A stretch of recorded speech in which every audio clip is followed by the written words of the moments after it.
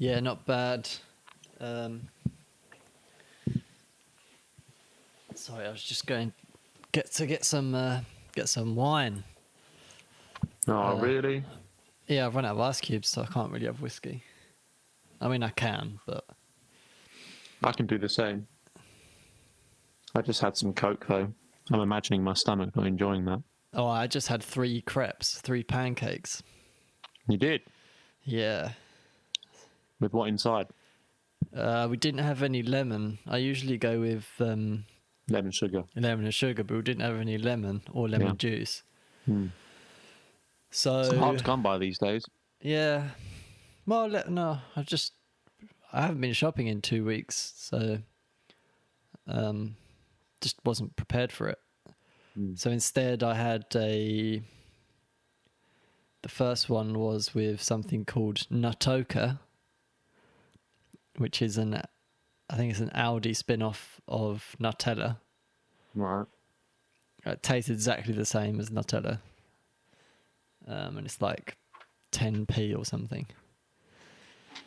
It's not that cheap, but it's something like that. The second one I had, that was really nice. Second one I had was maple syrup. All right. That was good. With sugar as well, because maple syrup, people think maple syrup's sweet, but it's not actually that sweet. So you need a little touch of sugar with it. Then the third one I had was Nutella again. Did I have 4? No, I had 3.5. Me and Dad shared the last one. Dad had 2.5. I had 3.5. Did you have pancakes yesterday? Was it pancake day? Yeah. Oh, jeez. Yeah, you'll have to do it tomorrow. Yeah. Oh, dear. Well, yeah, it was yesterday. We did technically have pancakes yesterday. We just didn't know it was pancake day. What did you have? You actually had pancakes? Well, we buy these, it's not really pancakes, I guess. It's like Just crepes. no, it's like a ready-made thing you put in the toaster, and it's like, oh, there's a pancake, and then you just put something on it. American fluffy pancake. American fluffy one. A Scotch pancake. Kind of, yeah. It's useful for imagine like a crumpet, but a pancake, but half as big. It's useful for just in the morning, especially like sometimes for Just quick Miyako as and a treat. easy. Yeah. Yeah. Whack that in the toaster. They come out really nice. Yeah, I've never tried it in a toaster. It's not the same though, obviously. I don't think American pancakes are as good as what we make pancakes. Do you know what I mean? Those really thick ones, I don't think they're as good. Claudia disagrees. She disagrees. What about have you ever been to one of those diner restaurants that's like, so you know what I mean, like the American style restaurants but in the UK, and sometimes at breakfast they'll serve waffles with like bacon and ice cream and things. Have you ever tried that? Yes, I have. Yeah. What do you think?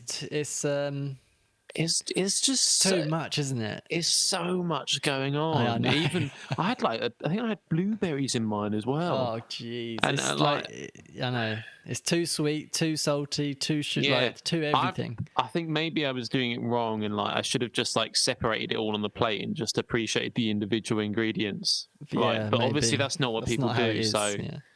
I'm just calling that one out. That's bullshit. People pretending it's good, but it's not.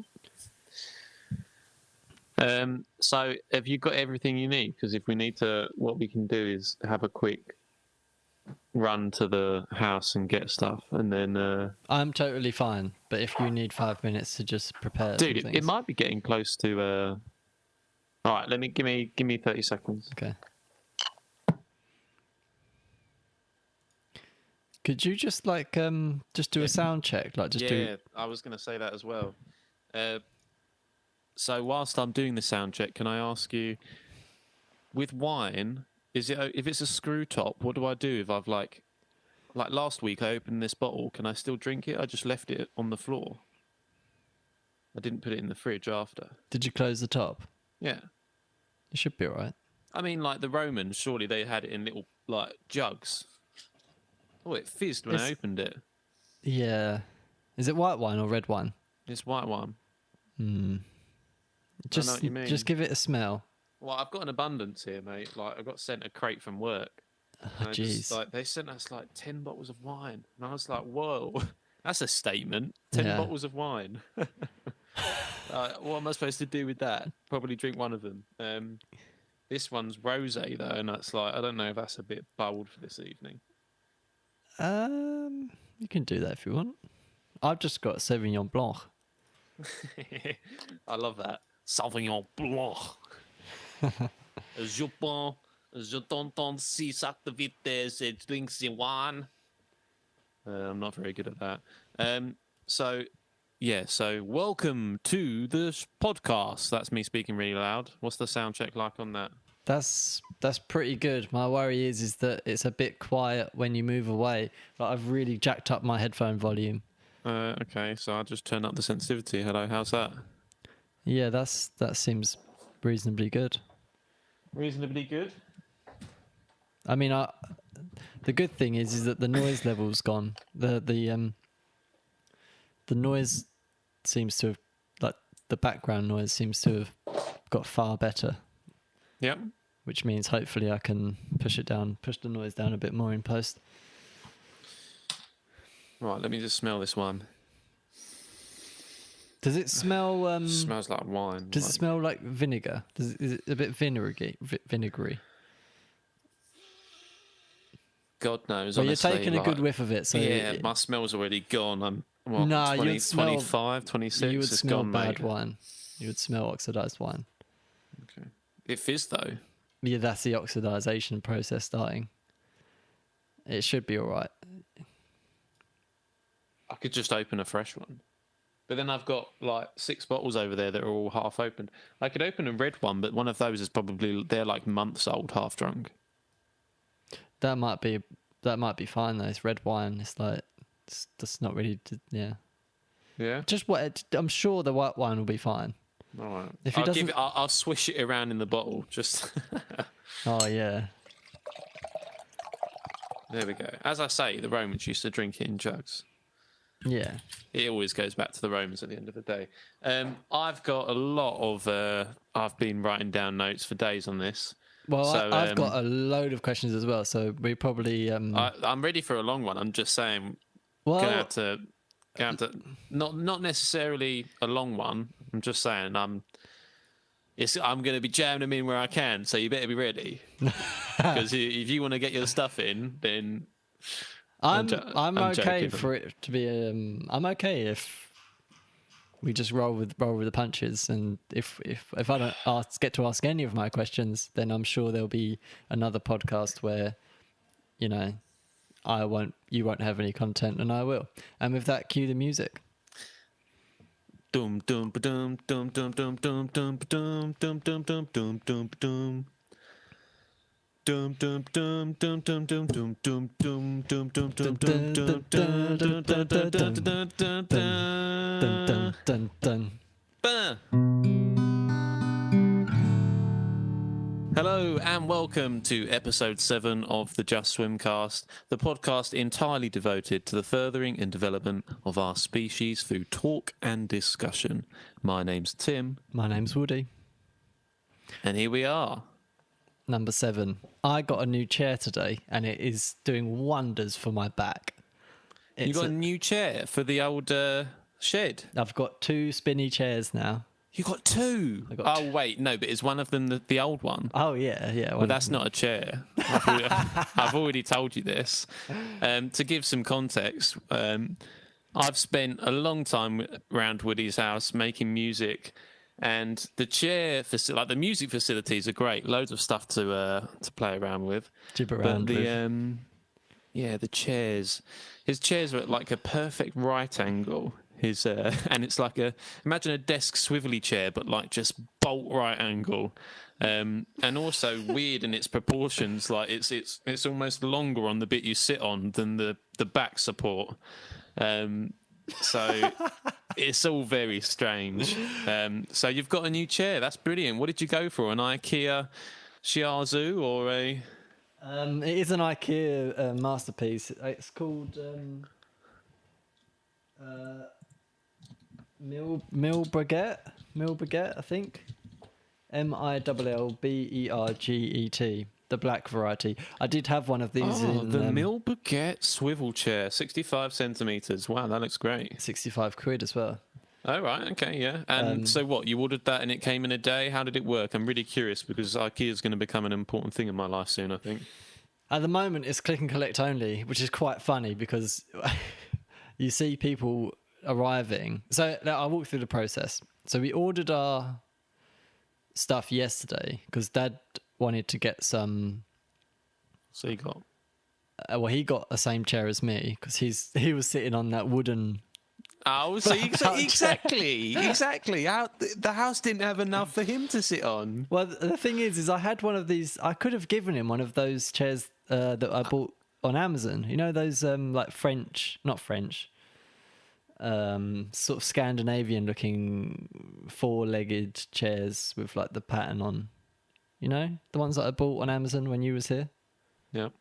I could have given him one of them, but I just didn't realise he never really complained about the wooden chair up until the other day when he hinted that he said, Woody, I think I've like either slept funny or like my back is killing me. So he went for an hour-long walk. I've lived in a house with no chairs for years. My back is killing me. I've been standing all this time. Yeah. Like, oh dear, I don't know. Anyway, so we ordered. Oh, Dad also wanted to get some drawers for his room because he's moved his bedroom into Ollie's old room now. Oh, boom! That's a nice move. Yes, well, you've got the traffic outside. But it's not. It's nice. You got the window with the trees as well. It's a lovely window. Yeah. Obviously, out the back you have the garden. But I think overall, that's probably a refreshing move. I think that's quite nice. I think it is. Now, it's funny because when we first moved the bed into Dad's big bed into Ollie's room, we had it on the neighbouring wall. Yeah. And the next morning, Dad said, Woody, I have to move that bed. I can't, because he's been sleeping for 10 years facing east, basically. And he said he'd go up in the morning and he's all disorientated. So he had to turn it around. So anyway... So now he's got it on the side that the door is? He's got it basically the other side of the wall to the office room. Yeah. So anyway, he's been moving... The reason why he moved all of his stuff into that room is because he's planning to like redecorate his old room, like take the carpets up, paint it, blah blah blah. And in order to do that, he had to move out of that room so that he could paint it. But what's happened is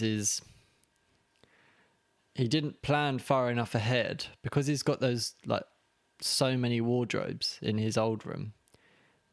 They don't really fit in Ollie's room because Ollie's room is a bit of a weird shape. And it's got like a part of a chimney breast running through a corner. So it's like a bit of a dead corner. So anyway, we've been playing around with the idea of like how can we arrange the bedroom so that everything fits in as a master bedroom. And we worked out that actually the only way that things can go in is if we get rid of two of the wardrobes. And so have you got rid of the shelves or the wardrobes in the corners? Yeah, they're gone in Ollie's room. That's going to be replaced by... That's a big room now. Well, the thing is two wardrobes are going to go back there. Yeah, but still. I bet you've noticed how big the room is without them. And then the reason why we went to Ikea was to get some drawers to replace the cupboards that had drawers in them. Yeah. So anyway, the process of Ikea at the moment is we ordered them yesterday, 2 chairs in the drawer, the set of drawers, like double set of drawers. Then they send you an email the next day saying your order's ready to collect. You drive there, you like park up, just like there's basically nobody there, so you just park anywhere. You call this phone number, which is pretty cool actually. It's a pretty cool system that they've got. You call this number, it takes you through like this IVR auto attendant sort of, press 1 for this, press 2 for this, type in your order number, blah, blah, blah, blah. And then it allocates you, once it's verified your order, they prepare the order for you. Then they send you a text message saying, please go to bay number 3.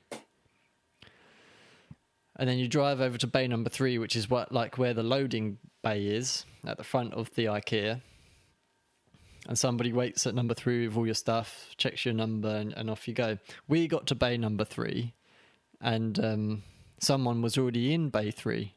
So I don't know if you know what my dad's like, but he gets a bit paranoid about things like that. When someone's told him something that to go there, and like somebody else is there. So I parked up because I couldn't get into bay number 3, and he looked over at this car that was in bay number 3, and he looked at me and he said, he's in our place, like he's gonna take our stuff, like, and he was a bit paranoid about the situation. So he jumped out the car, walked over to bay number 3, sort of a brisk walk over to number 3, and stood sort of socially distanced away from this fella. Caught his eye and said, "Are you bay number 3?" And presumably he said yes. And he said, "Oh, I'm bay number 3 as well." Anyway, so he caused a bit of a kerfuffle at bay number 3 because he thought this guy was going to take our stuff. But anyway, he got his stuff, and then he went, and that was it. Basically, we come home, and I've got a nice chair now. Well, it's an okay chair. It's the same one I had in Dubai, but I had the white version. It's a solid chair. It's really hard with chairs to actually know what is comfortable. I get to the point of saying that the only chair that is comfortable is like, if you can imagine, like, I don't know how to explain the type of chair, so I'm going to tell you the setting.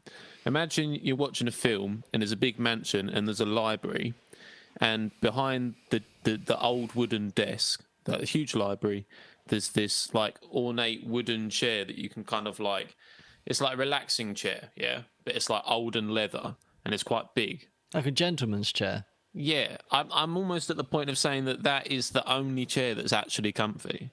Well, sofas are quite comfortable. Well, you say that. It depends how you sit on them, because a sofa is made for people to sit up in like the upright, like sitting on a plane chair position, isn't it? Well, it's not made for that, but like if you saw a picture of this is how you sit on a sofa, they'd show you that. Yeah. But then no one does that. And then you get into the weird situation of like, if you sit there, you end up slouching back and back and back and back, and you become like a C shape, like rather than it's comfy, but it's not good for you, I guess. It's comfy. Yeah. So it's hard to kind of like hit that good spot. Reading chairs. Chair talk. I think people that know how to make chairs are people that make chairs for like reading rooms. So like if you've got a big enough house that you've got like a small library, as you say, and they're like reclined chairs, but they're not recliner chairs. They don't like pop out and give you a footrest. It's just like a naturally reclined chair, heavily padded, and you can just sit there for days just reading books. Anyway, so I hope the listeners are out there considering what chair they're sitting in right now, whether it be lying down on a bed or standing or perhaps running or driving in a car. I don't know. How's that back feeling? Yeah. What are you doing with your posture? Are you achieving the best possible posture that you could? And that introduces today's sponsor, Keen Mattresses, the softest mattress in the world that will get you a full 24 hours of sleep every night, and you'll wake up the next day feeling refreshed and sleep a further 24 hours. So I did have something to bring to the cast, which I'd like to bring quite early on, because it is leading on from last week's, which is the idea of, we discussed immortality and how the proposition of immortality is an endless thing that's actually quite daunting to think about and quite sickly to think about. Mm-hmm. And then I kind of thought about, well, maybe I'm thinking about immortality wrong, because immortality in itself can't really be that, in the sense that some words are rules, like infinity is a rule, almost like a law, that is beyond just the word itself. And immortality perhaps is a bit more like that. And I stumbled across a YouTube video on a channel called, where are we? After School, okay, school with a K. And Ooh.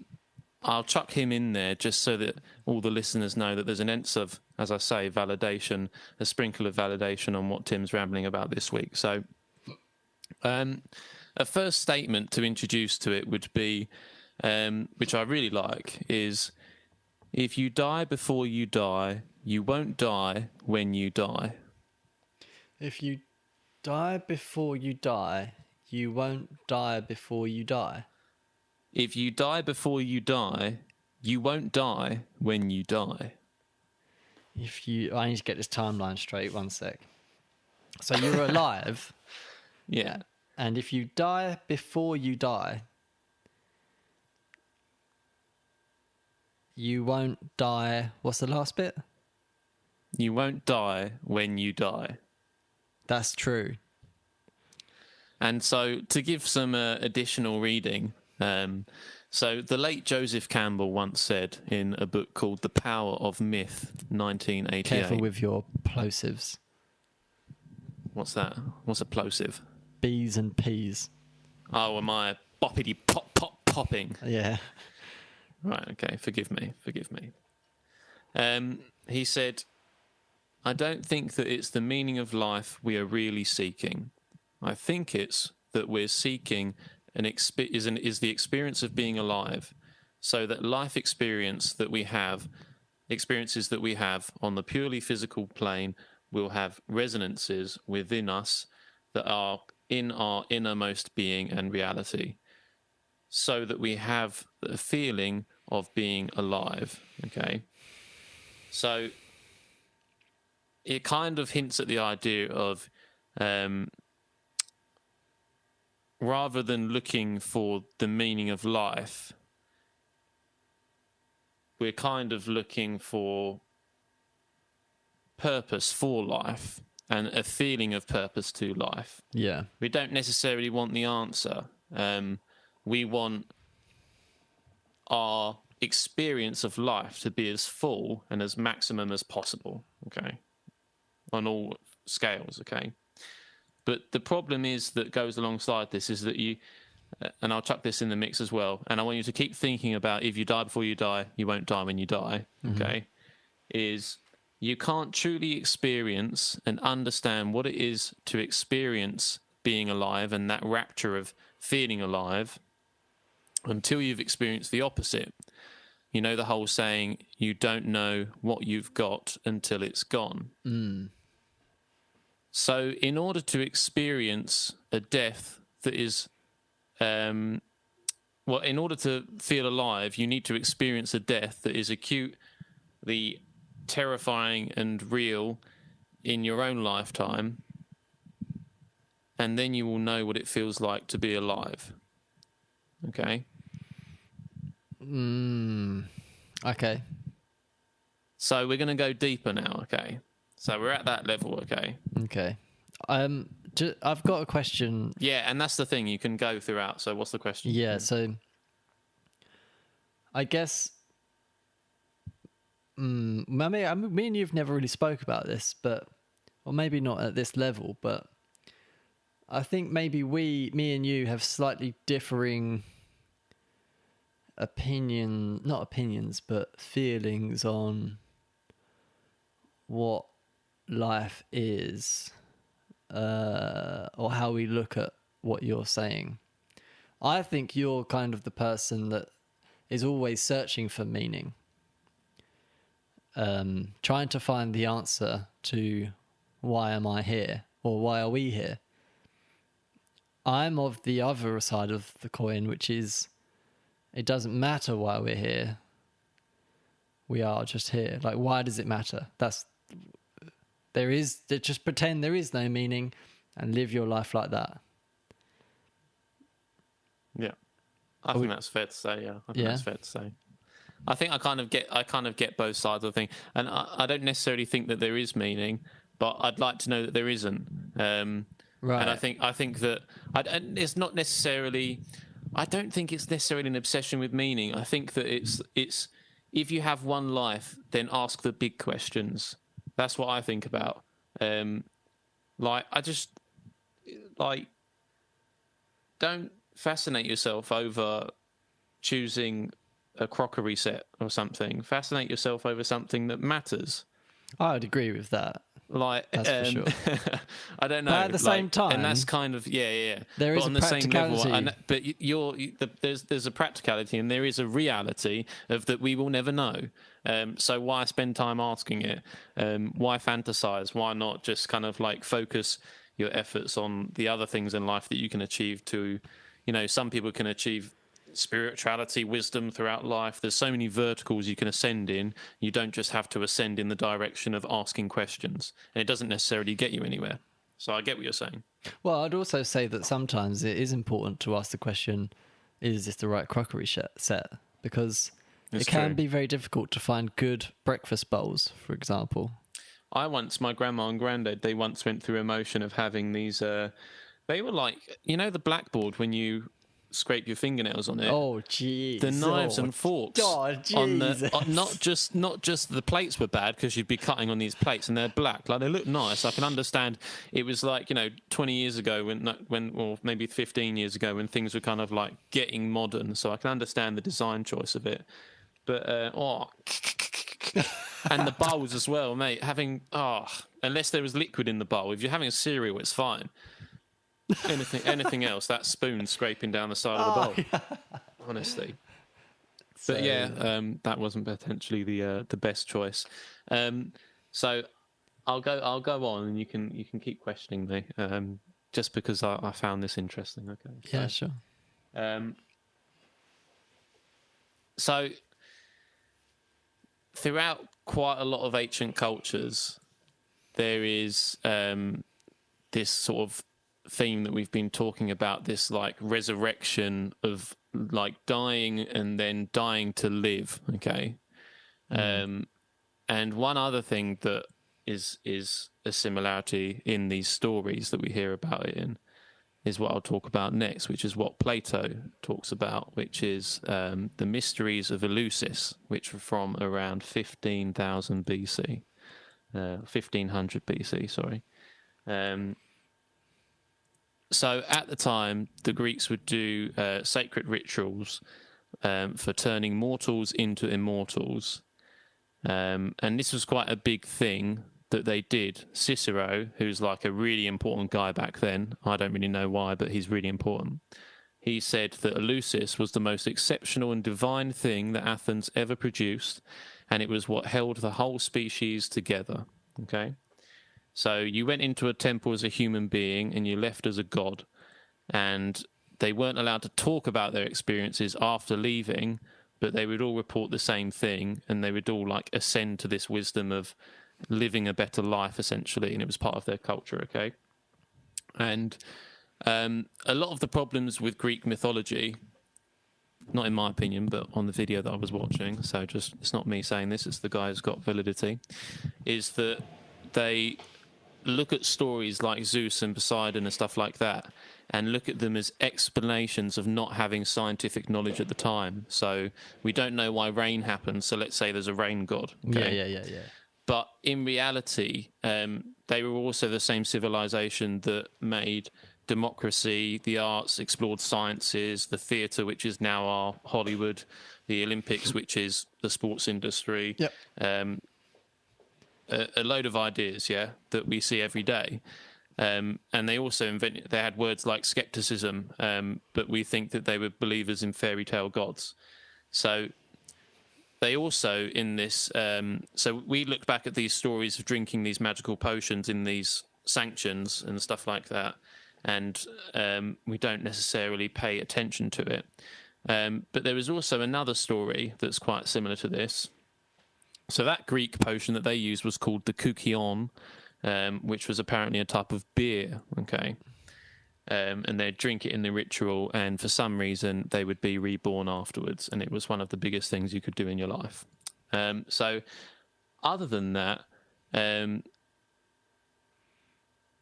there was another thing that happened in the same time period, sort of thing, which is a Greek healer called Jesus, but we now call him Jesus. And he was the Son of God and born a virgin and took on human flesh and left us a gift, which was the gift of holy wine, his blood that turns humans into gods. Okay? And these 2 magic potions, 2 chances to die, and your civilization will love you, and everyone believed in this process. And the real question is what does this mean for us today if we're now exploring psychedelics again? Because in comparison to what's happening today, over the past 20 years at Johns Hopkins and NYU, there have been studies on psilocybin, which is mushroom taking, and 75% of the volunteers have said that they rank it in their most meaningful experiences in their lives. So kind of what I'm trying to say here in a roundabout way is it's interesting, the idea of religion being immortal, being reborn, and it's also interesting the idea of how a lot of stories we look back on and we disregard, but the idea of a magical potion is probably just some sort of psychedelic experience that they're having that they can't explain, which we still can't explain, and maybe society might be saved again this generation by our new exploration into psychedelics, because there's been a lot of it in the news at the moment. I don't know if you've been seeing. There we go. I made it.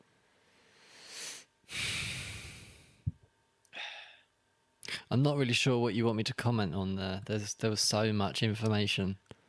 Well, it's just, I don't know. Do you think that I guess maybe the last bit then, in terms of psychedelics at the moment, like, I don't know if you've watched much of it on YouTube, like the idea of when people do psilocybin or mushrooms and the things that they see. I've watched some things, yeah. I guess so. I don't know. I mean, it must be true because so many people report basically the same things that happens to them. Whether I believe in, so it's like dreams, right? Like dream state. Yeah. I think people don't. I mean, we do realize, but the brain has such a vast capability of imagining things that you can believe to be true. That, I mean, I don't know if I necessarily believe that, like, some of these people say, oh, I met this higher being and they taught me that, you know, this is how to live your life and blah, de blah. Whether those actual beings are real or whether they are just an imagination thing. And because people keep reporting that they're seeing this thing, people listening, when people first get into psychedelics, they watch all these things going, oh, look, these people have been, and that's embedded in their brain. And then when they take the psychedelic, that's what the mind brings up. Oh, yeah, other I do agree with that as well. It's like yeah. when they say, like, you don't have a bad trip, like, you know, don't break up with your boyfriend and go and try psilocybin drugs the same night. Probably not going to have a good trip in comparison to if you're, you know, traveling in Thailand with a good load of friends and you're exploring the world, having a great time. It's going to be very different. Yeah. So there is an interesting side of that as well. Okay, so I'm not necessarily saying that there's something magical about them. I'm just hoping that it's looked at a bit further. I think it'll be interesting, the rabbit hole that we go down, because there's a lot of stuff in culture and religion about mushrooms and wine and things like that. Yeah, so this is what this is probably one good thing, and it's not even good, that like wars bring, which is you get a lot of human testing on things. So I think there was one test done on a British squadron of soldiers as a training thing, and I think they were given like maybe ecstasy or something or something like that. Yeah. And were told to go out and do their patrol, and they just like, that was a test basically, like, what drugs can we use to, if we can get this drug into the water system of the enemy, like, Yeah. or whatever. So that's kind of one thing that war's good for. You might be able to get like, what I was getting at is I think with psychedelics, with these, mushrooms and whatever, I think you need to do blind tests, like people that don't even know about psychedelics, That's the problem, isn't it? and give it to them, and they don't know what it is, and then report after you've done 10,000, 100,000 people blind testing. Oh, but dude, can you imagine if you just drank go into a room and you drink some coffee and all of a sudden you're on LSD? Fuck that! Like, you wouldn't have a good trip, would you? Maybe you have to. Well, you don't know, do you? There's something about these things that we seem to throughout culture. Okay, these ingredients, let's call them, are heralded and celebrated and respected. To a point where you should acknowledge them. Maybe that's part of the process to actually achieve something out of it. I don't think we know enough. But I was gonna further this further, which is so the reason I brought up the die before the die thing, and then also furthering into the drinks, is the idea of the only way to experience or to get over the idea of maybe death, or to understand God, or to understand these weird things like immortality, is to let go of the rational mind. And when the ego gives up, your consciousness begins to expand beyond the body, and you find yourself looking back at yourself. And by God, what we're kind of talking about is the afterlife, and knowing about your existence. And that's kind of where I think where people take psilocybin and they think about what they're doing. I think it's like this space where you can almost hear the background noise of your thoughts, that you've been thinking about. It's like you have your different layers to your mind that you don't necessarily explore. And they say humans only use X% of their brain power. Perhaps we're just going to a different place when we engage these ingredients. Maybe. And that's what we get. But there's something else that's funny, back to religion again, is this quote from the gospel, which is, the kingdom of Father is spread upon the earth. Okay. Which people kind of celebrate this line, like God is all around us, he's everywhere. But the rest of it is that, it actually says the kingdom of the Father is spread upon the earth and people do not see it. Almost the idea of peeling back the inner eye and actually seeing seeing the truth. And I kind of go back to the idea of, well, to be immortal, it isn't to necessarily live forever, but it is to be unafraid of the outcome of death, and to live in the present. Yes. And to maximize the use of the present. Yes. And then you will achieve immortality, because time is just a construct, and all you're doing is filling that box to the edges if you manage to achieve something, whatever you consider that measurement to be. So I know that's a horrendous journey for me to take you all on, but to try and tie up with that, I'd agree with that. And maybe as a closing statement that wraps it up is the same guy, Joseph Campbell, saying, eternity isn't some later time. Eternity isn't a long time. Eternity has nothing to do with time. Eternity is the dimension of here and now in which time cuts out. If you don't get it here, you won't get it anywhere. And that was it. That was the journey that I went on. And it's After School is the YouTube channel. used to use YouTube a lot, and I subscribed to COD montages and stuff like that. But since I haven't used an iPad that I lost a few years back, I haven't actually used a YouTube account with subscriptions. So I'm going to subscribe to him and learn something. Nice. I think it's a bit of a spiritual journey he's taking people on, isn't it? Well, no, so he does all these weird videos. They're all different things. Like Okay. he basically does the character. I think he does the art behind it. So he explains it through art, and then someone comes on and talks about something like TED Talks. So this will be someone talking about something they've explored who's done this video, and he just does some drawing around it. That I would recommend, because it's definitely taken me on a journey today. So there was one phrase, one sort of sentence that you said, which I think is what is the meaning of being. I don't even remember what you said, but I know the idea of it, which is I don't know.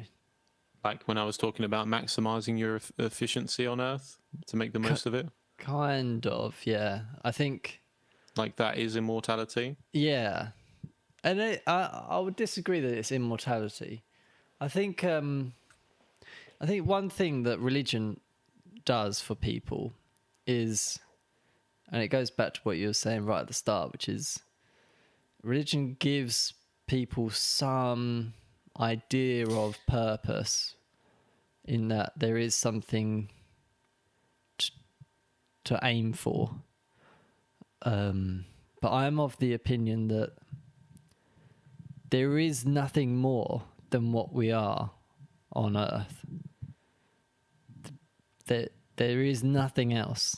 Like if I set myself at that level, in that I don't believe that there is anything more spiritual, religion, even scientific. All we know is what we know right now, and like we've got to play the cards that we've been dealt. We're in a capitalist society. A lot of us are in a democracy. You play the cards you've been dealt. So you're just walking through life.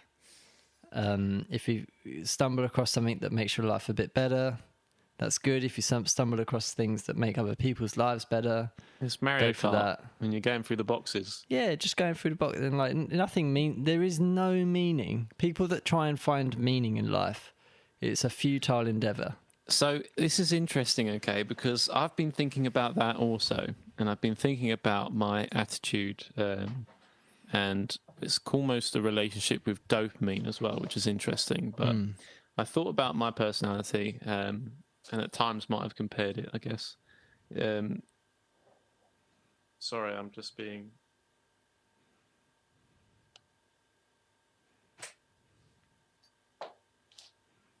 What is going on? I don't know. Are you all tangled up? No. Right. So, what were we talking about? I was explaining that there is no point in believing. Here we are.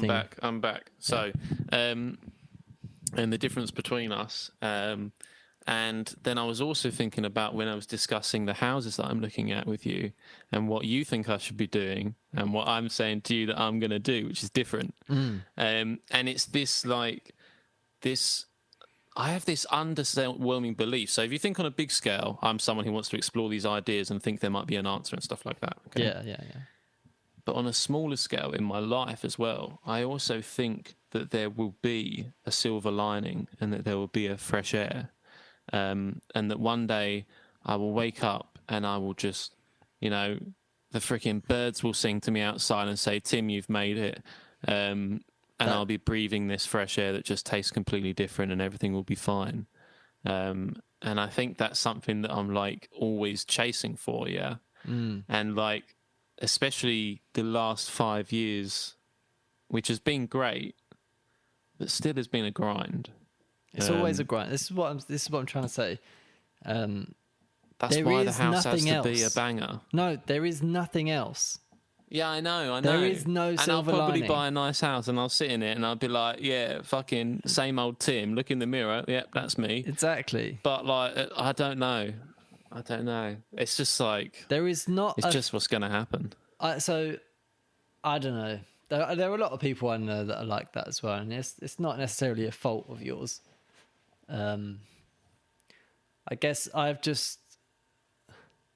don't know when it happened for me, but at some point I just realized that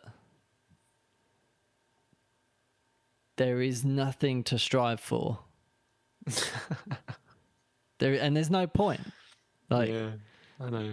um, I think this happened to you out in Dubai on your solo experience of no, life. this happened ages ago. This happened I don't way know. There was back. a lot of strive. There was a lot of hunger in you back in. No, it's so my personality is and even when I was offered the job in Dubai, like I was just like, well, it's a chance for me to go somewhere new and like get out of the country and have a look, because I was always a bit scared of like traveling.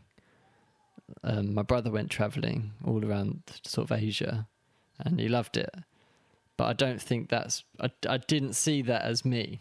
So when this opportunity came up, I was like, well, it's a chance for me to get out of my bubble and have a go at something. If it doesn't work, it doesn't work. Even if I'm there for a month or two, like it didn't bother me. Like I didn't care enough that I was going to Dubai. But the idea that I don't think there's any meaning was way before that, like way before that. And as I say, I don't remember when it happened, but I think it comes from this idea that the idea of death in my household is not something to be, not necessarily to be grieved.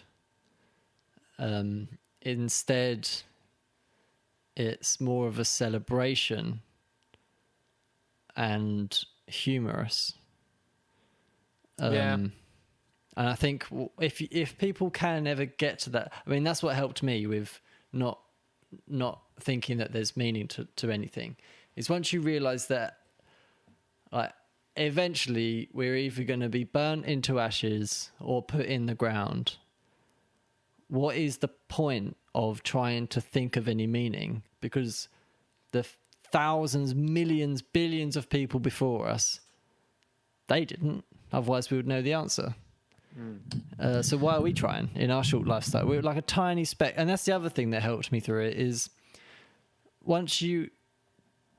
there's a really good video on YouTube. I can't remember what it's called, but it might be called something like The Death of the Universe or something. How the universe will die. And it takes you from like where we are now, all of the things that will happen, where the universe will just basically fizzle away. It doesn't go out with a bang. It just sort of fizzles out. It's like a weeping death. Once you realise that we are just like a tiny marble in the space of the universe, and on that tiny marble, you're like a tiny speck on that marble. The marble's not even a marble. No, it's not even a marble. It's smaller than it's not even a speck. It's not even anything. Yeah. We're not specky speck. No. You're not even like, I don't know, like an atom, an electron. We're not even the size of an electron, like in comparison, electron compared to as it is to Earth is to universe. Like, we're less than that. So why bother? Well, no, but here's the question, right? So, like, in opposition to that, like, what is right? So, to create a universe is to create something, yeah, and is something anything without a witness, without something to view it? Yeah. Well, but I don't mean humans are that. I don't Careful. necessarily. I don't necessarily think that humans are that. But like just life in general, like in terms of the universe code, the little bit where they slipped in the smart contract, yeah, a little bit of life over there, sprinkle that dust, and then it just grows. Like that itself is almost intelligent design to some extent. I don't get it. Like I know maybe it's just random. Yeah, okay.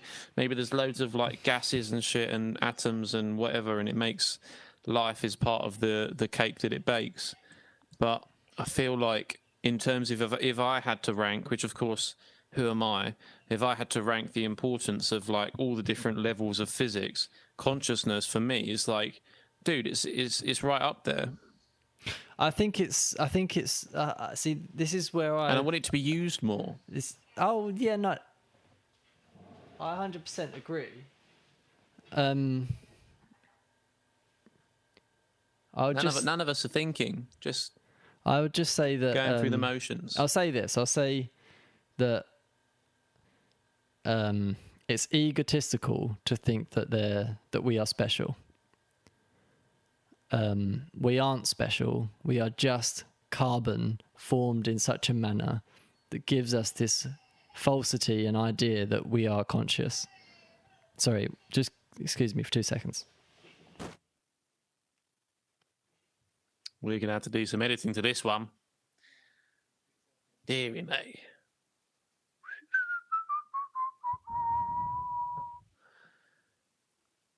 Oh, yeah. It's Hello? Wednesday evening. Hello. Did that make sense? Yeah, I think it made sense. I think like, yeah, I think I could play tennis on either side of the fence. I'm straddling the net, but I'll always have my hand on one side, which is the side of exploration. So I guess that's what I would like to ask you more about is what is it that you want us to explore? Because I don't think there's any meaning to our life and consciousness doesn't mean that like, oh, we should just blow ourselves up, or like doesn't mean we should just stop. It's like everyone just drop everything and just like do nothing because we're nothing. That's not my idea.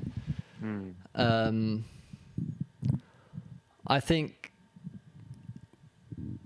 if we can, like, it would be cool if we can conquer the universe. Like, it'd be cool. But I don't know what, like, other than that, what do you think we should be exploring, and why do you think we should be exploring it based on what we've just talked about? Well, I'd say, so on a core level, I'd say our only job is to carry consciousness forwards. Okay. Right. It's our only job. Okay. And I guess the struggle I have is I feel like society and a lot of things, science, technology, but society being the core of those things, we are restricting the exploration of consciousness and sort of restricting areas of science that we could look at. So I'd hope that we could somehow start exploring those areas more openly. Yeah. Okay. Like for example, if we are to become an interplanetary species, yeah, and to go onto all these different planets, and like you say, it'd be cool if we captured the universe, like we survived forever and made something amazing happen, yeah, whatever.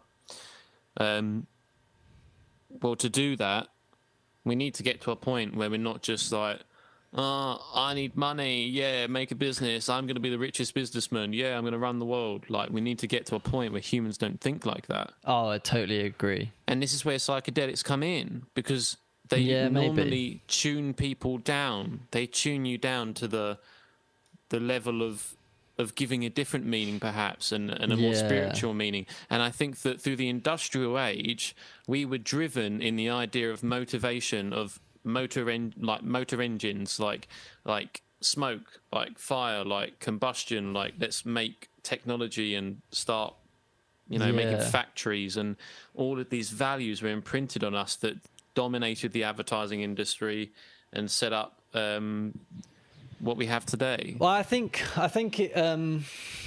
See, this is where I start to think when you're talking about sort of society's role in pushing consciousness forward, or its lack of pushing things forward for consciousness.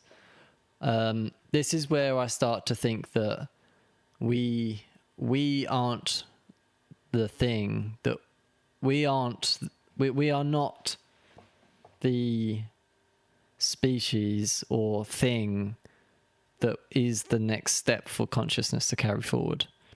Yeah, I know. Maybe we're just the people who make it, or even just carry it. We're just carriers. Yeah. I think it's like this. Looking at consciousness as almost not a virus, but something that's like almost like a disease, I suppose, or a trait that we have captured well and profited off well, but we are not the thing that is best for consciousness. We are not, we're not the incubator. We're not the best incubator for it. It's a battery that we carry, but we don't maximize the energy return from it. Exactly. We're something that one day, maybe future down the line. I guess another question might be the people who carry it on. Is that living evolution or is that technology evolution? Well, that's a good question. I think it could be either. I think it could also be a combination of both. And this goes to a question of, which I thought you was going to go into at the start, which is, do you think, well, number one, do you know what the great filter is? Have you heard that term on YouTube? I feel like I have, but I don't know it. Go. So the great filter is essentially a paradox in which inhibits life from becoming interstellar. Oh, so the idea that as life gets to a point, it evolves and then it destroys itself. Yeah, one of two things. It's basically imagine a physical wall. Yeah. That once you get to a certain stage in whether it's consciousness or just being, living, intelligent living, that you either get to the wall and a catastrophe happens.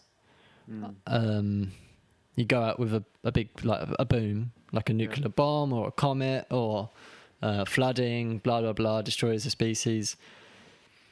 I'd be a big backer of that. Or you fizzle out, or you just like die of disease or something. Mm-hmm. Like the whole species just dies of disease. Yeah. That would be more of a fizzling out concept. Yeah. So I guess where was I going with this? We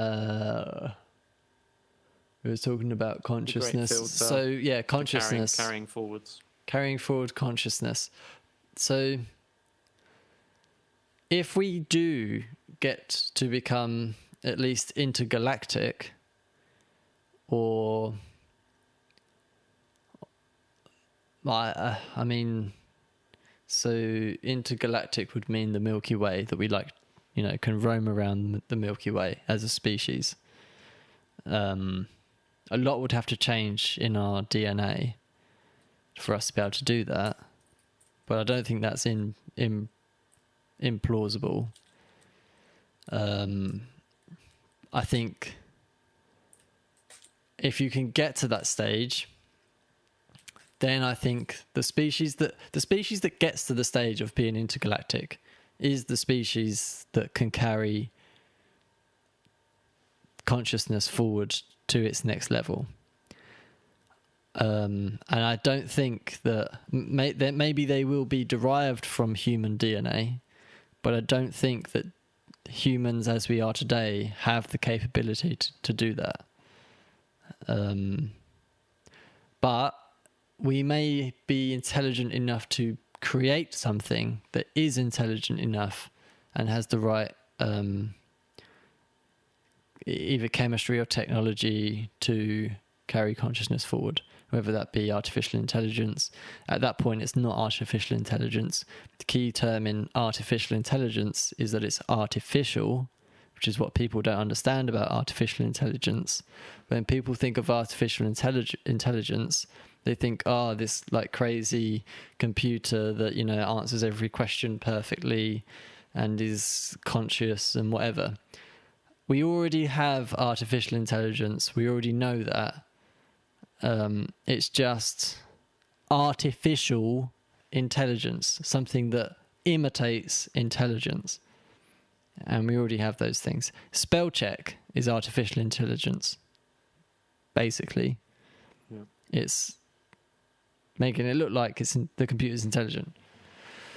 Anyway, if we can get to a point where we can create general artificial intelligence that's good enough to be able to answer any question, blah, blah, blah, blah, maybe that is capable enough of carrying consciousness forward. But we won't be part of that. We humans won't be part of that journey. Once that thing that we've created starts, we will no longer be the things that carry consciousness forward. And it might be that we hit that great filter soon after and hope that this thing that we've created is intelligent enough to carry itself forward. Yeah. My odds are on a meteor. Well, that's what I was going to ask. So I've got a question here, which is, tomorrow is the end of humanity. What destroys us? Yeah, meteor. I mean, obviously, it's more likely that it's our own selves that bring it upon us. But I also think there's a poetry in doing everything you can to survive, and then something coming the fuck out of nowhere and just... It's a lot like in the Game of Thrones writing, which I know you're not big on, but Song of Ice and Fire is good because, unlike a normal story, you can kind of tell yourself the narrative like we've spoken about in movies a few podcasts ago. But in his writing, George R.R. Martin, you get sideshot so many times.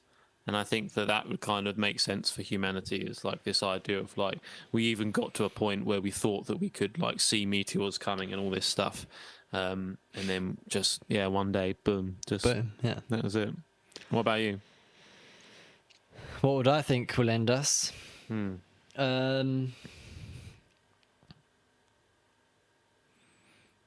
That's a really good question. I think we will fizzle out. I think we're not. I don't think it's a bang. I think it's a What, starvation? Or... withering away. Well, that'd be a lack of supplies. I think That's what it sounds like. It could be. I think it's. Or maybe just the heat gets up too much and it's just a slow increase of temperature. Exactly.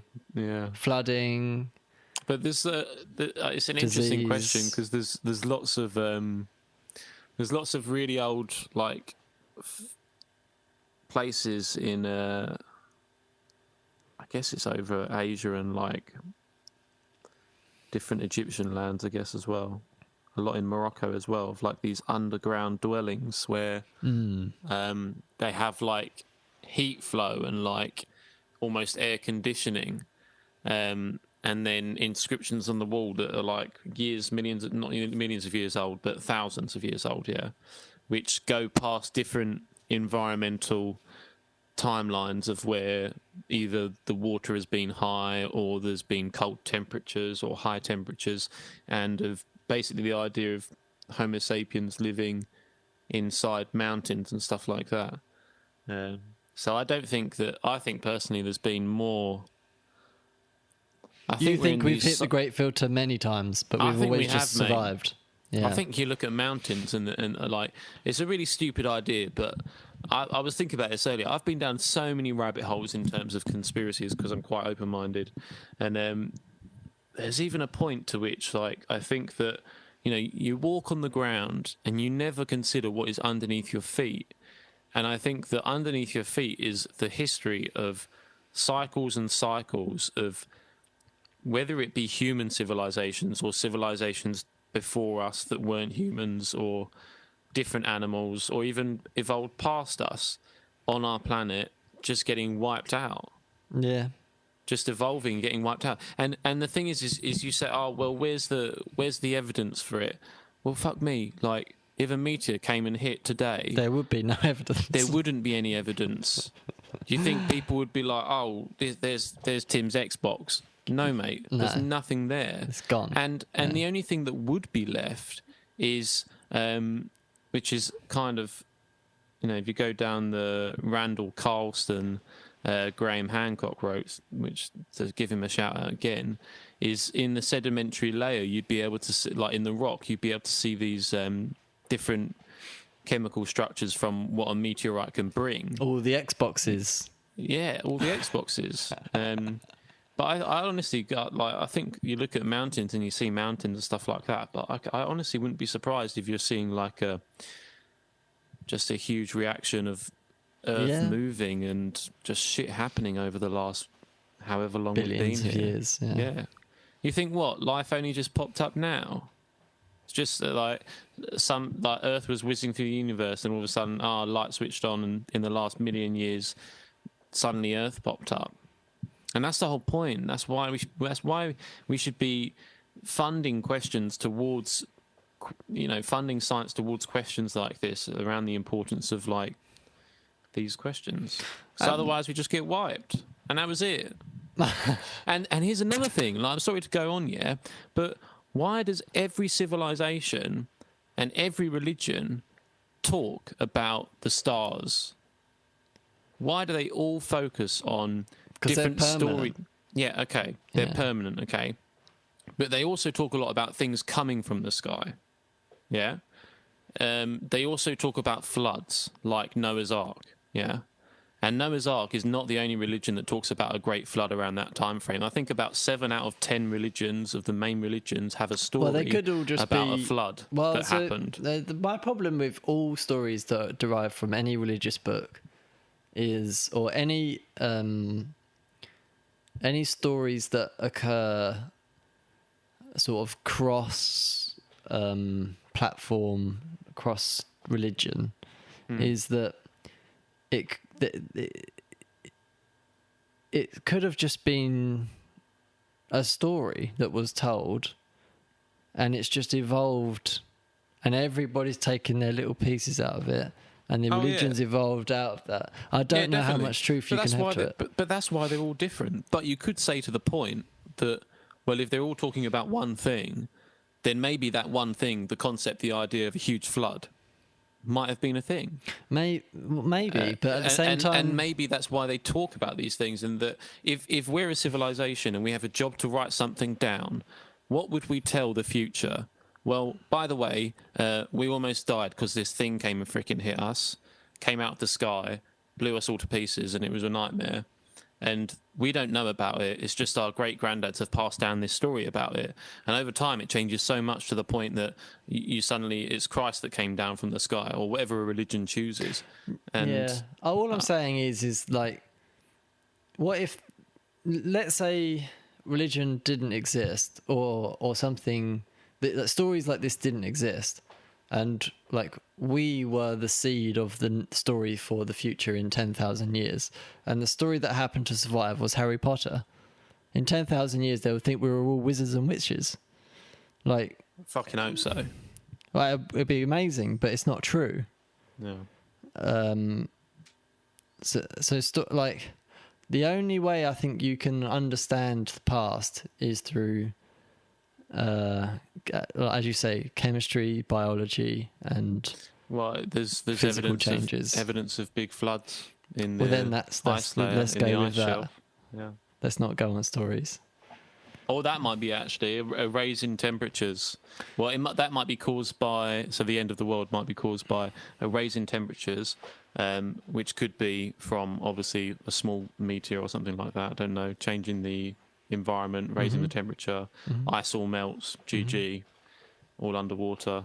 But not only that, waves that are like 500 foot tall, like that would be crazy. If you were a student at Hogwarts, Yeah. what would be your favourite lesson? Oh, dude. I'd give my nutsack to go to Hogwarts. Yeah, but what would be your favourite lesson? Would it be the dark arts? I don't even know. I'd be sat down with a smile on my face in every single one. Defense against the dark arts. Well, not really, because I'm not Harry Potter, so I don't think I'd necessarily come into all these Death Eaters. Okay. So waste, discarded. Charms, you're actually up there, because at the end of the day, I can't fucking make shit happen in real life. So if I'm a magician, that's the coolest thing, is being able to, because charms was making things fly or, whatever, making people like you talk across the room and they can't hear you because you say silencio. Then you've got, I guess, flying lessons, but like what? Once you learn to fly, it's basically there. Yeah, you're done. Transfiguration, which is changing things. That's pretty damn cool. Transfiguration is pretty damn cool. So that's up there with charms, maybe. Potions. Potions is interesting, but I Do a don't lot have the- with potions. You can, but dude, do you know what was it? You need to get your hands on all the books, though. That's the problem. Yeah, but Veritasitum, the truth potion, I think it takes like 6 months to brew. Like, I haven't got the patience for that, so I'm definitely not doing potions, am I? What else have they got? Herbology. Now, yeah. that's interesting. Magical freaking Plants. Yeah, that's cool. And there's another thing, which is... Well, that goes sort of hand in hand with potions, I think. Like, if you're a botanist, then I think you would... I don't think so. No. I could just be landscaping magical gardens. Yeah, I suppose so. That'd be great. Yeah, I suppose so. And then there's care of magical creatures, which is interesting because there's a part of me that really doesn't like animals and like I'm all allergic to them and stuff like that. But then there's a part of me that's like, if I dedicated my life to helping animals, I think I might actually get over it. Feel really happy inside, like this inner satisfaction. Yeah. And I think that would be great to feel like that, like I was helping these little things. So what would be the best magical creature for you to be proud of saying, I like raised this one? Or be friends with. Maybe you were good friends with a centaur or something. No, centaurs are weird as fuck. And I've always had the question with a centaur, like, does it just have a massive schlong? And is it on the belly and front? where is it? Yeah. Or is it between his legs at the back? That'd be fucking hilarious. Like, hello, Harry. Don't look at my fucking schlong. Right. So there we go. That's my piece on centaur schlongs. A dragon would be good, bit uncontrollable. A hippogriff is nice because they're quite loyal, so you would become friends with them. I kind of like companionship.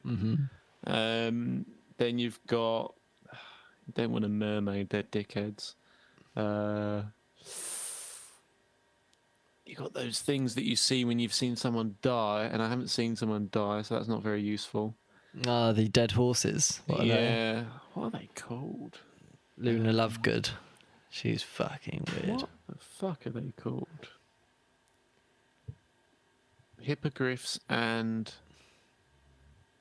Anyway, we'll get back to that. Doesn't look like you can decide. No, I'd probably have to choose... I'd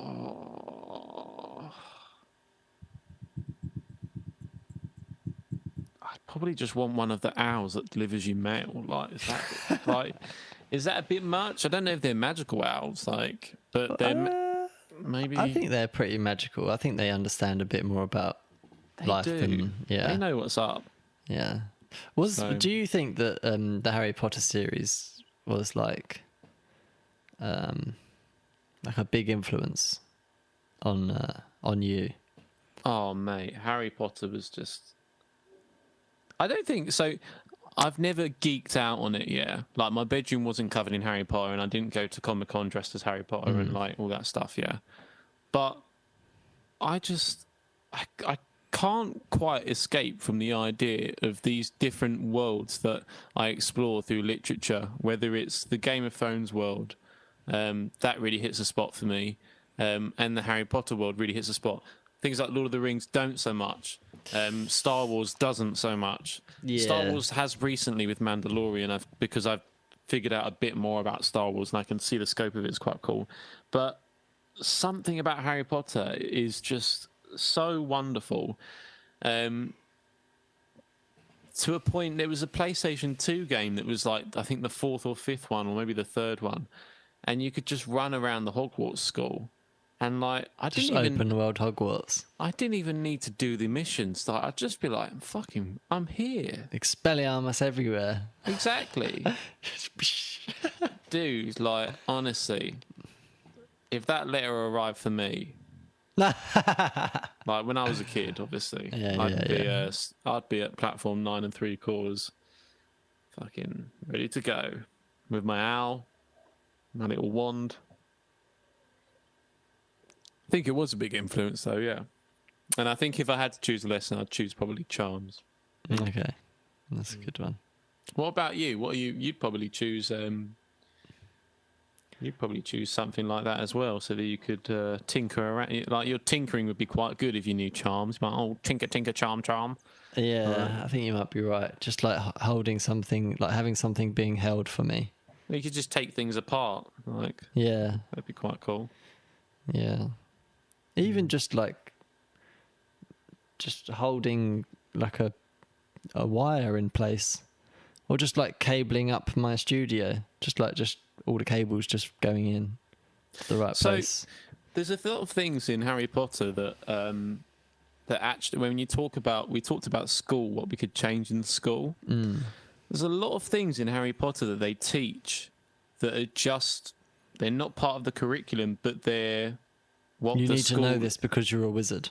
Yeah, like there was no one dicking around. Like Fred and George are dicking around, but it's not dicking around. You're not like, being a racist or Yeah. do you know what I mean? And obviously that's because it's a kids' book, Tim. Yeah, I get it, but on the same level, like there's just like, and Dumbledore was a bit of a clown, like clowning around. Like if he found out you were in trouble, like he'd probably be happy, if anything, that you'd done something interesting. Yeah. And it's just all so enchanting and just, I don't know.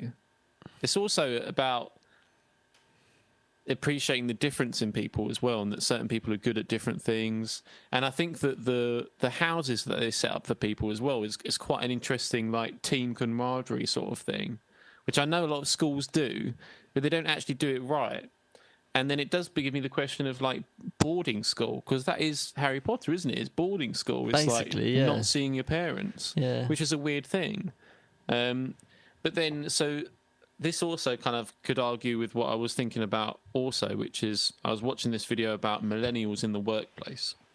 And this whole experience of how millennials are like a weak workforce because of our expectation for things to be brilliant and our instant gratification and all these things.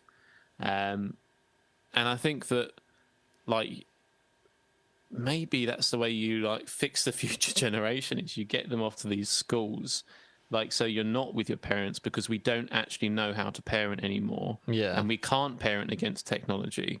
So get them out into these universities and, God, give them some interesting stuff. I know we can't do magic, but, like, there must be something we can teach that's, like, more life skills than what we're doing now, and in a fun way. Like, Yeah. but I can't imagine it working. Life's not Hogwarts. But I don't think people can parent anymore, and I think it's just very difficult to, like, you look at how our parents were raised and their parents were raised, and it's really different, I think. Well, I think there's Dude, when my mum was younger and when your dad was younger and like his parents as well, if a baby was crying in a cot, yeah, just Like, leave it. They just leave it, yeah. And I'm not saying all the time. There's probably like people out there who are like, no, they didn't. Yeah, obviously sometimes you comfort a baby, but like there is a massive difference in Our the level tolerance of has decreased. Our Yeah. tolerance for raising children has decreased. Exactly. Yeah. And I find it difficult. With Miyako, I don't actually know how to communicate to her, like That you can't have it. that. No, that this is absolute. Yeah. Yeah, yeah. Like, so she can ask for something, and my answer is absolute. She will try to work ways around it, like to ask in different ways. And I know that that's natural. That's what you do. You explore as a child, and I love her for it. I love her curious mind and everything.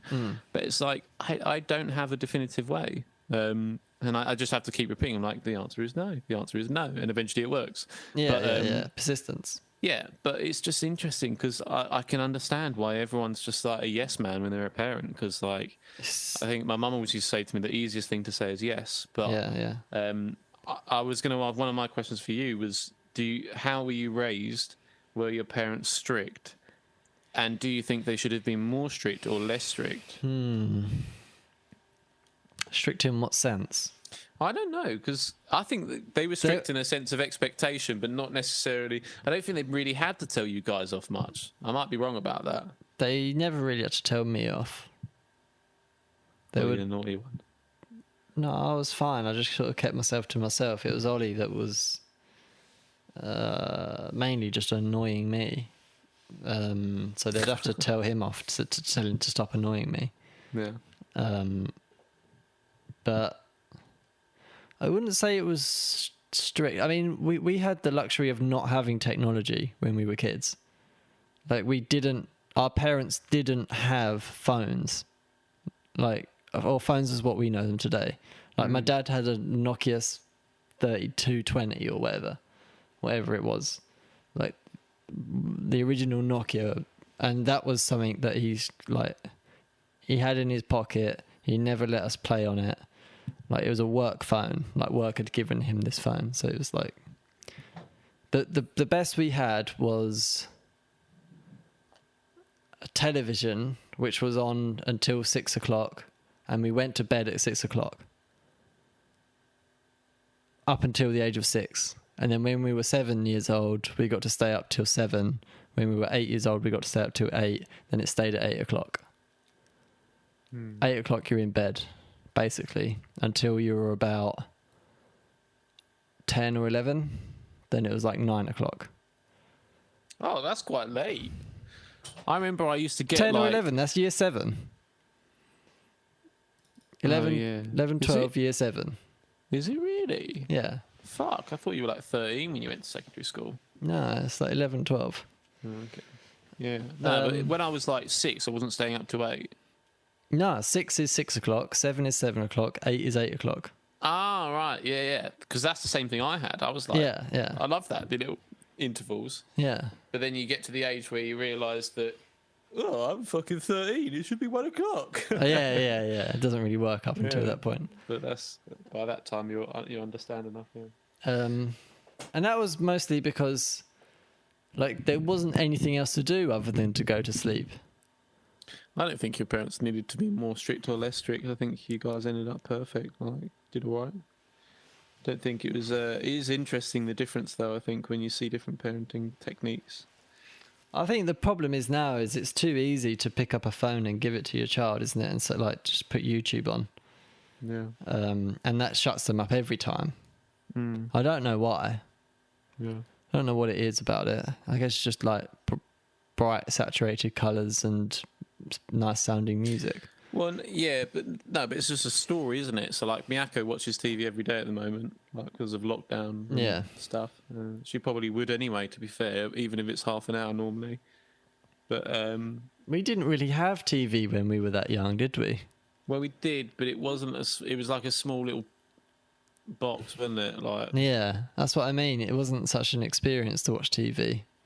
Also, you didn't have. So, like, Miyako, like, I put Netflix on, and she, like, sings the theme tune of what she's after. Like, she's like, Shaun and the Sheep, and then I'm like, oh, okay, right, Shaun and the Sheep. but I didn't have that choice. I would have No. to turn on the TV and watch, Watch whatever was on. dicking around. Like, Yeah. that was why it was good, because they knew that kids did that, and they'd have things like The Simpsons on at 6 a.m, and at 6 p.m. as well. So you could Yeah. always like catch these weird program timings and just be like, oh, at least I know this is on. Did you used to have the TV guide? At what age? Because I used to love that, looking through the TV guide. I don't even know why. TV Like, guide on the TV or no, there was a little in the newspaper we got. There Oh was yeah. There was And then what newspaper did you get growing up? I didn't personally get a newspaper. I don't No, remember I know, any but of. No, for the house. No, I don't know. I don't remember. Dad would. I mean, we didn't. Do you get one now? No. Nah, I'm not going to buy a newspaper. Who the fuck buys newspapers? Well, this is funny because I was on Twitter the other day, and there was a little Telegraph article that I thought I wanted to read, and I was like, "Oh, this looks interesting." Clicked on it. It's a fucking paywall. Paywall, yeah. It's I was like, paywalls "Who's everywhere. let me just. Oh, I've got my.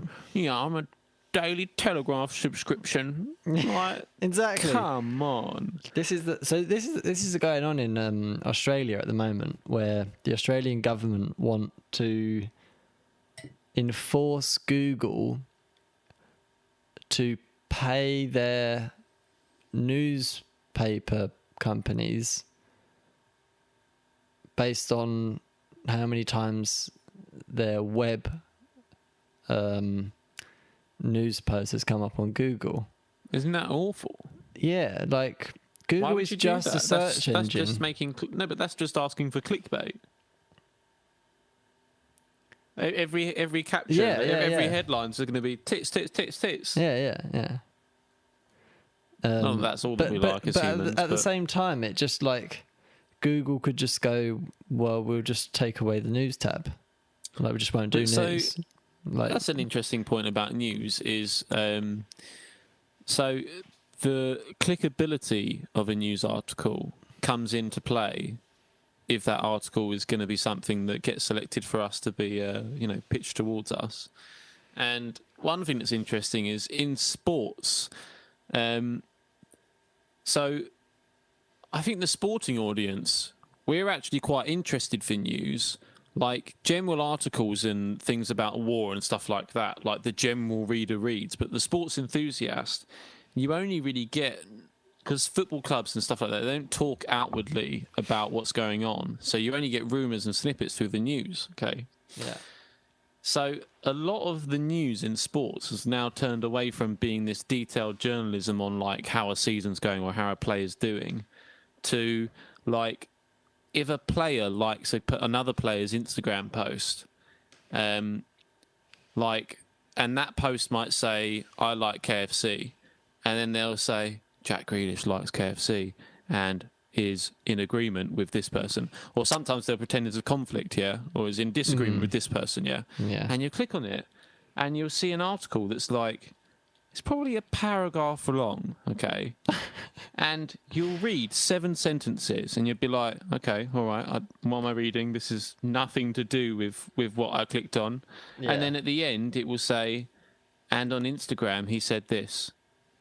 And I'll be like, well, What was the point of that? Why didn't you just share his Instagram post so I can have his information rather than you force an article out of his Instagram post? Then they don't make any money out of you. Exactly. So we're stuck in this cycle of just.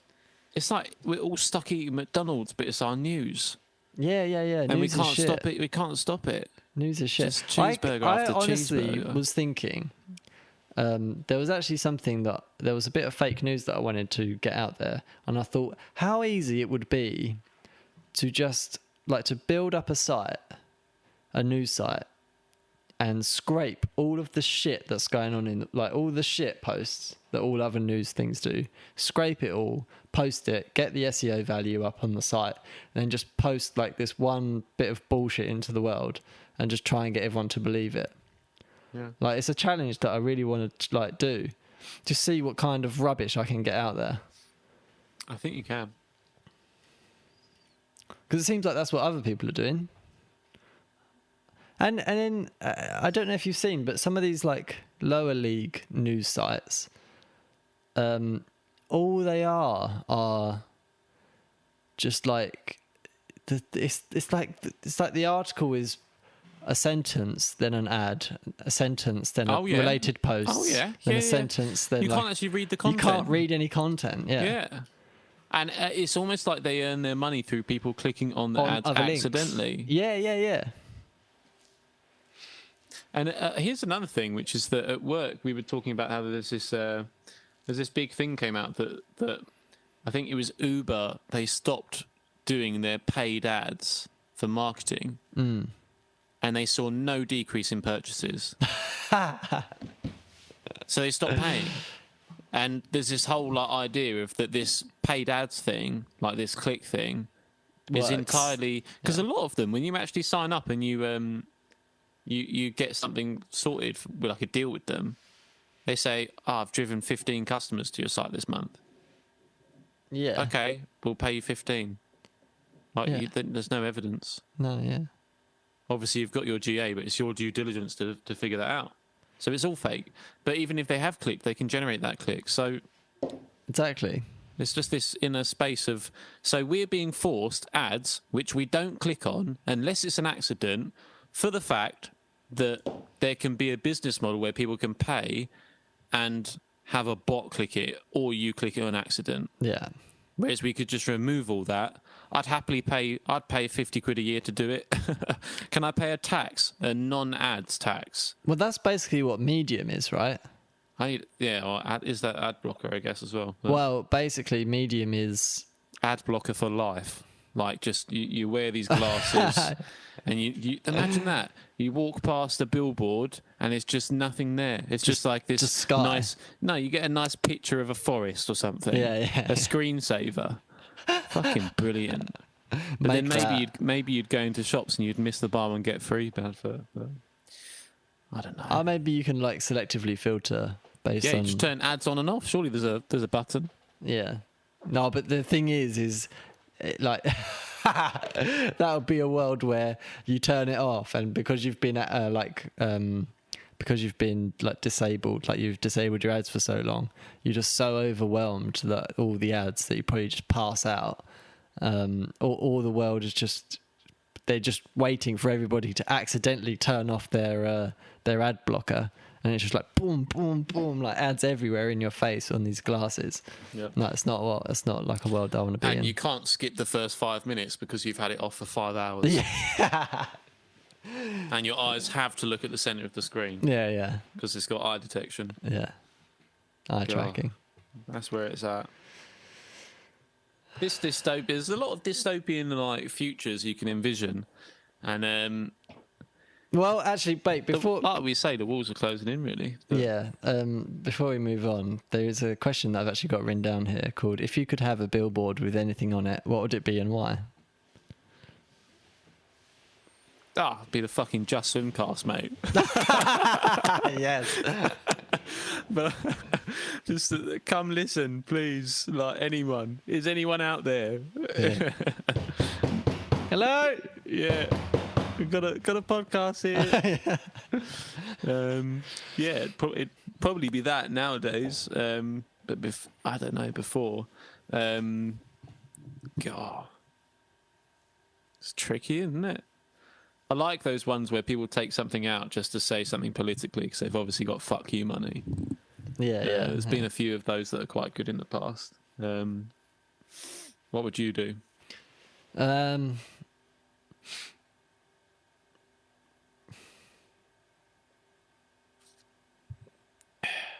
Do you know what I would do? I would have an artist go up there and paint what's behind the billboard. Oh, on yeah, the that's billboard. good. That's really good. Yeah. Just a view of what's behind. Yeah. Well, yeah, actually, what I'd do is I'd hire a professional photographer that does like building photography or like landscape photography, and ask the people to cut out, like take off all of the stuff of the billboard so it's just like empty and you can see through it. Get the professional photographer to take a photograph, print the photograph and stick it up there. That'd be better So- than painting. In China, you can cross the road, and if you didn't do it when the light was green, your face will pop up on a billboard on the other side of the road, and it will show your like misdemeanor. What? So like you're like publicly shamed, yeah. Because you didn't cross when it was green and you crossed when it was red, or you mean you missed the It's green like light there's- and you had to wait till the next green? They're man. like citizen scoring thing. Oh yeah. It's fucking crazy, isn't it? You know, if you take too much toilet paper at the public toilet. What are you munching on?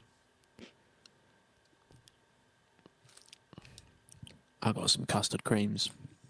You know, I was eating chocolate buttons last night again, Oh, and I was thinking, and Liza's told it to me before, but Yeah. I should probably stop eating chocolate. I think I'll end up with type 2 diabetes. oh God! Don't you say that, because I think I'll probably up your levels. No, I don't know, mate. I eat a lot of chocolate. Well, I keep going through this cycle of like, I buy like 2 or 3 different purchases of chocolate when I go to the Sainsbury's, and they're fucking gone after 2 days. I know. Claudia me too. looks at me like, "What are you doing?" And I'm just like, and It's then also there. I eat them late in the evening and get like a heartburn at night. Yeah. It's fucking horrible, isn't it? No wonder you stay up so late.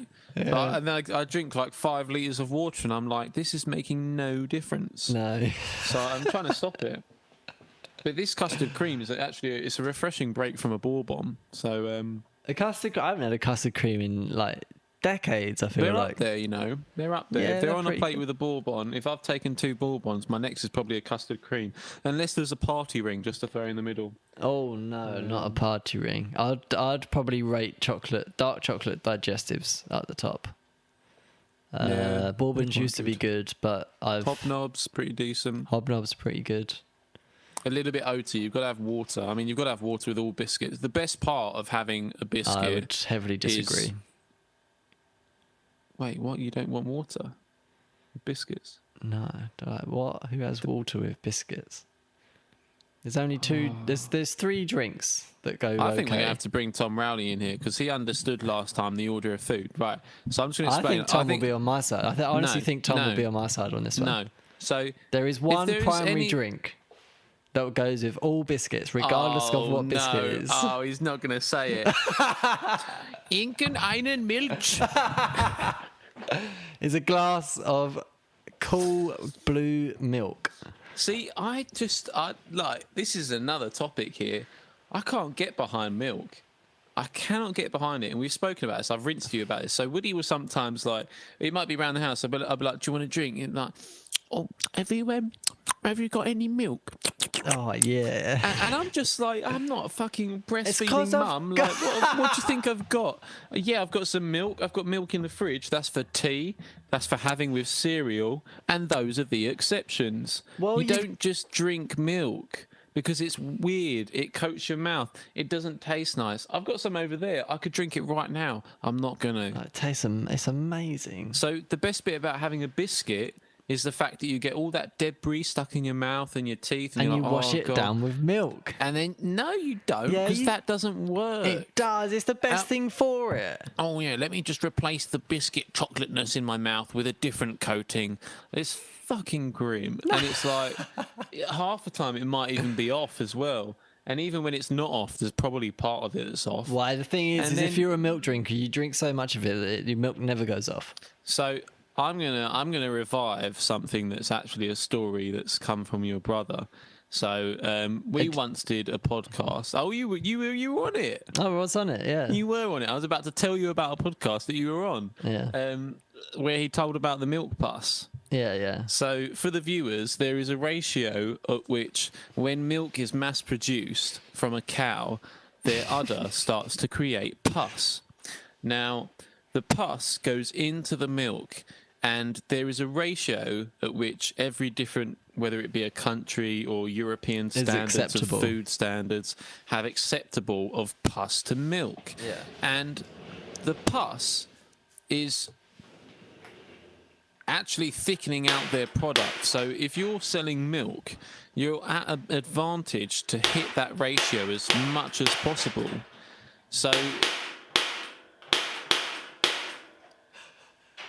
What is he doing? I'm trying to get my heater on. It's dropped below 17 degrees, See, and my honestly, nuts are freezing. He's got a staple gun, honestly. Just give me a sec. He wasn't ready for this one. Look at it. I told him to get an electric one. Listen to him now. Oh, clickety click. No, gas is the way. Oh, it's so much better. He's going to blow himself up in a minute. Boom. It's on. It's on. It just takes a bit of persuading to get on. Yeah, just But like it's your nice. last one that broke. Milk Oh, pus. God. Yeah, so milk pus is a thing. When you're smothering that milk down your throat, imagine that at the end of the day, there's a little cow titty out there that's probably all like sucked up and wrinkly and been sucked on its whole life. And it's like all blistered and cut. And there's pus and mould on the end of it. And this cow is just like, fuck me, I've been here my whole life. They're just sucking my milk out. That's all I do. Yeah. Moo. And that's it. You're drinking milk pus. So that's why I don't drink it very often. I drink cereal. Like, I don't even have cereal anymore. The last few months I've been having bagels or whatever in the morning. Porridge. I've It's been having great. porridge, yeah. But what do you make the porridge with? Do you make it with water or milk? Milk. Well, then there you go. Of course, yeah, that's what I'm saying. There's areas where milk is acceptable, but it's not the same as just like milk is right. So, coffee powder. When I put it in with things, it makes a nice coffee. I don't eat coffee powder. Milk. When I put it in with things, it's useful. I don't drink milk. I think there's a lot of people that disagree with what you're saying. I think there probably is, but I think that next time they look at a glass of milk, they should really consider what they're doing and just think, like, do I need to do this? And not only that, the dairy industry, come on, we can ease up on that, couldn't we? So I just have a little bit of milk. Every so often, if I need some milk, I'll be having some milk, but not all the time. Okay, And also, here's a very important question. Is cereal a soup?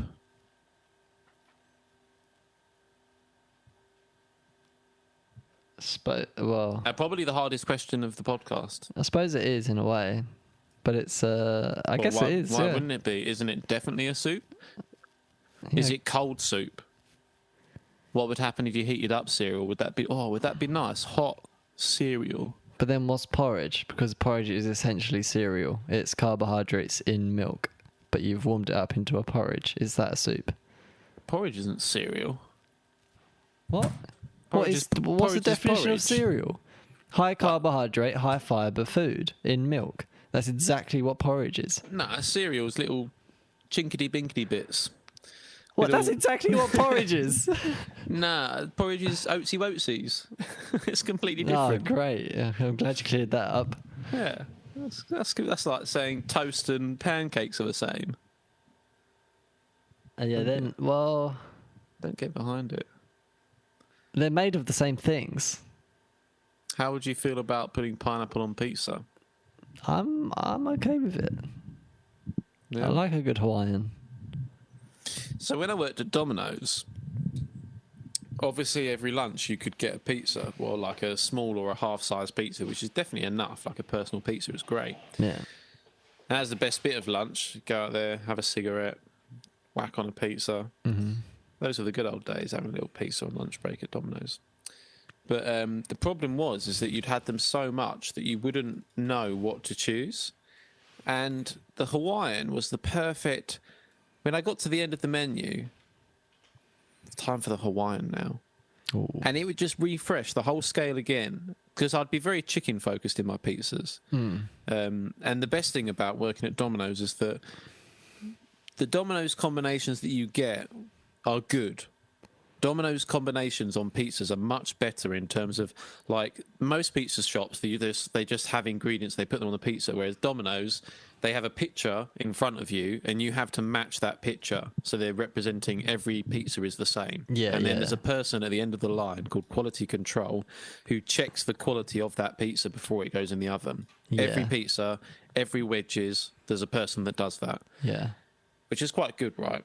And they do it all really quickly. It's quite cool to actually watch a Domino's shop if it's on a busy night and how they're doing it. But anyway, so the counter with all the vegetables and stuff, there's literally not hundreds. There's about 50 different ingredients, okay? And you can obviously add extra cheese. You can do whatever you want to these pizzas. You can have half and half.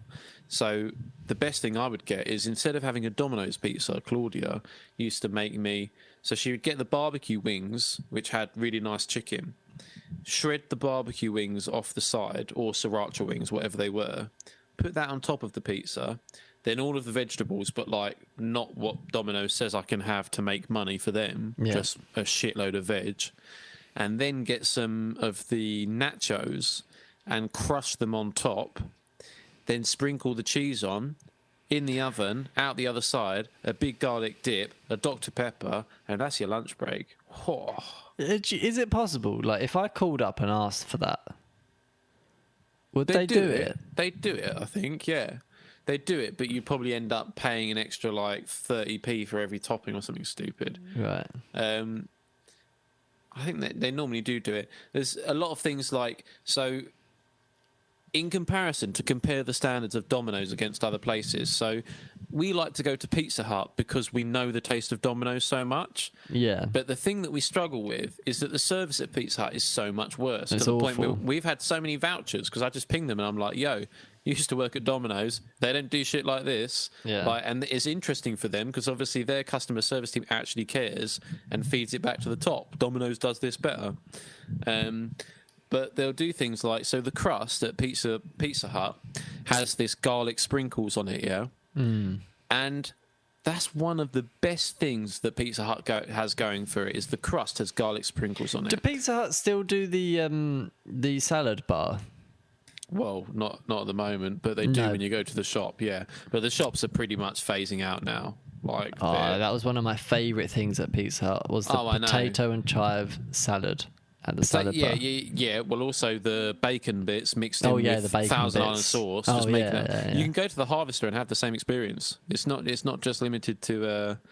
Do they have the same potato and mayonnaise and chive, spring onion? Yeah. It's a common, and then obviously the coleslaw next to it as well. And then you get that tomato basil pasta as well. Oh yeah. Yes, and then the bread roll, and then the butter. Very good. The warmed bread roll. Oh yeah. Yeah. The salad bowl was the best thing about Pizza Hut, is you could get there, and whilst the food's coming, you go could up there, tower that fucking. boy. You could tower it up. But the garlic sprinkles, okay, are like one of the things we like, and a lot of the times the pizza would come without the garlic sprinkles on it, okay, and I'd just kind of like be like, sometimes I'd call up, I'd be like, I know I sound stupid, but like, are the garlic sprinkles something you just fucking fancy doing sometimes, or is it part of the process? And they're like, no, yeah, every classic pizza should have it on it. And I was like, well, did I order a classic pizza? He's like, yeah. I was like, well, there's no garlic sprinkles. Okay, so forward that on to a week later, and they said that they'd give us a voucher to try again. So we tried again, okay, we ordered online with the voucher, and I put in the delivery instructions, just the delivery instructions, not cooking instructions, because there aren't any. Delivery instructions, I put, please add extra garlic sprinkles. Yeah. Okay? And the pizzas came, well, they came late that time, but they also came without garlic sprinkles. And I messaged them. I messaged the customer service who did the same ticket last time. I replied back and I said, here's the picture of what you've sent me on my return, where I complained about not getting garlic sprinkles, and I've asked specifically for garlic sprinkles. And I'm like, I feel like I have to, I feel like I'm being pedantic here, yeah, it's garlic sprinkles. But at the end of the day, that's the only reason I went to Pizza Hut, was because they've got garlic sprinkles. Yeah. And they didn't manage to do it. And they didn't understand why the shop wasn't doing it either. And they have ever since done garlic sprinkles for us. And they said to us, well, we don't look at delivery instructions when we're cooking. And well, why not? I was like, yeah, well, your competitors do. It prints out a sticker, and people put loads of stuff. They put extra barbecue sauce, like at Domino's. You put loads of stuff, like, I want it overcooked, and they will always do it. Yeah. And even if it's not what that's the they difference, want. isn't it? That's the level of customer service. Exactly. And there's another thing. So on a podcast I used to listen to years ago, there's this FPS Kyle, who is FPS Russia on YouTube. I don't know if you know him, but used to fire all the guns, the Russian guy. Yeah. He's he not just actually used to say- Russian. He's like American or something. So he said like that he treats people who work at fast food restaurants like trash. Okay, he said that. Okay, there's an opening statement, and I was like, okay. And he's like, because every time they act like trash, every time they fuck it up. So like, for example, you get to like, so sometimes you go to McDonald's, yeah, and they'll hand you a Coke, and there's no ice. And I have to say at McDonald's, I say, can you put ice in it? And it's like, Shouldn't have to ask. no, it's just why wouldn't you do it? Well- and then they put ice in it, and it's like the Coke's all dripping down the side and shit like that. The other day I had one, and I said, "Can I have sweet and sour and barbecue sauce, please?" And actually, no, I didn't. I said, "What happened?" So I don't know. You tell me. let me think about this. So you know when you get nuggets, you ask for the sauces, yeah. You select the sauces. No. I wasn't getting nuggets. I was getting a normal meal. Right. And I went round to the thing, and she gave me the meal. And I said, can I have some sauces, please? And she said, oh, yeah, sure. And normally they ask what sauces you want, yeah? But she Yeah. didn't ask me that. So I said, can I have some sauces, please? Yeah. She said, yeah, sure. And then she like turned around and started like going to get some, and then she didn't get the sauces, and then I said, can I get some sauces, please? And she was like, yeah. And she was like, which ones do you want again? I've forgotten. And I was like, no, you never asked me. Like, you never asked me which ones I wanted. And I was like, I want sweet and sour on this. And then she got them. I was just like, it just winds me out. It's like, if it's such a small thing. Do you know what I mean? And I Well- kind of understood where he was coming from. Like, Yeah. But then I do the opposite, which is like, I drive through the thing, and when I'm on the thing, I say, thank you, have a good day. Because I remember working in Domino's, and I remember that there's times where, you know, I used to drive as a Domino's driver, and every so often I'd like stop on the side of the road, have a breakdown and cry. Like, or if my car broke down, I'd sit there crying. I'd be like, I'm a fucking Domino's driver, my life is awful. Yeah. It's difficult. Like, you feel like shit. People look at you like shit as well. You know, you deliver a Domino's pizza, and your friends would answer the door and be like, especially the friends that didn't go to uni, because they'd all be doing their jobs, like getting paid like what, you know, 15, 20 grand a year, thinking they're minted with their nice BMWs, and you'd go and deliver them a pizza, and they'd be like, oh, it's a pizza delivery, you know, it's fucking shit. So you have to be nice to these people. But Yeah. like, dude, if the standard isn't there, No, yeah, I totally agree. I like, ordered... sometimes they don't give you the drink, and you have to drive around again. Oh, dude, talking about drinks, I used to get McDonald's in Dubai quite often. You always call it Dubai. Is that what it is? Dubai? Yeah, no, but you don't say Dubai. You say Dubai. No, I said Dubai. You just said Dubai. Dubai. Well, maybe I did say Dubai that time. Dubai. Sorry. Carry on. Anyway, I used to get McDonald's at Dubai. What, Dubai? Dubai. Yeah. Dubai. And I used to get nuggets. Well, they didn't do 20 nuggets. So I used to get 2 lots of 9 nuggets. That's actually probably the perfect amount. It is, yeah. It's quite 20's good. too much. 20 just... Yeah, the 2 20 nugs are a bit too much, aren't they? 2 extra Yeah, nugs. which is fine if you're with someone because you're like, do you want a nugget? Yeah, but most of the time you get 20 nuggets for yourself. The thing that pisses me off is the nuggets don't come as a meal. You can't get 20 nuggets meal, chips, and a Coke. Like, why is that not a thing? It's because they know that you want it, and they know you'll buy it anyway. Anyway, carry on. Exactly. And I used to get it off of, was it Deliveroo, maybe? And I swear there was many times that they just didn't come with the drink. And or actually the worst thing that would happen is I would get the drink and it wouldn't come with a straw. Yeah.